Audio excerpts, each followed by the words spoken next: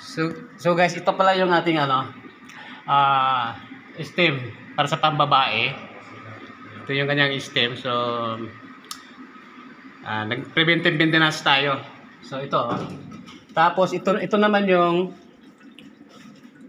kanyang water softener, pero kailangan nating palitan yan kasi madumi na masyado sa ilalim. Tapos ito yung kanyang filter. So ayan, gumagana na po yung ating steam unit sa female. Ayan, tingnan natin dito sa loob ng kanyang room. Ayun, ito pala yung room na steam na yun, yung sa doon sa pinunta natin kanina. Sa female naman ito. So tingnan natin kung okay na ba, umuusok na ba. So ayan guys, kita nyo, pansin nyo, umuusok. Ayan, umuusok na. So yan.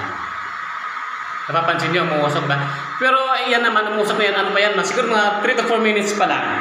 So, kailangan talaga medyo patagalin para mas kondisyon talaga yung usok. Yan. Kung mapapansin nyo, ito yung kanyang kwarto ng steam. Yan. Dito ka pwede umupo. Yan. Yan. Upo ka dyan.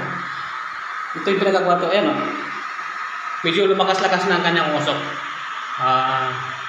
Siguro nasa mga 4 to 5 minutes na yan na umaandar yung steam natin.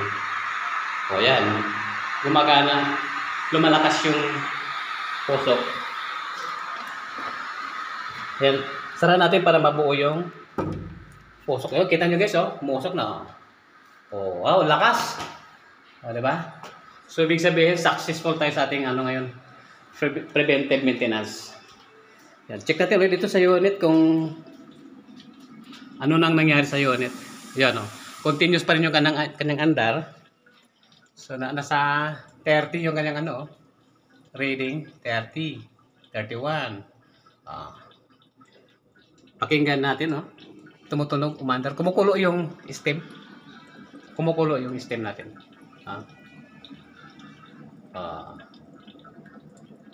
Yan. Kasi patuloy siya, continuous siyang nag-iinit. Para pagdating doon sa steam room, umusok siya. Yan, silipin natin ulit. Yan umusok na Ayan, umusok Malakas na umusok Siguro sa mga 4 to 5 minutes pa lang yung maandar. Umusok na siya. So, bukas, pwede na nila ulit magamit itong steam room na to. Bukas. Tinapos lang natin yung ating assignment ngayon. Yan. Patuloy pa rin ang kanyang kumukulo. Kulo siya.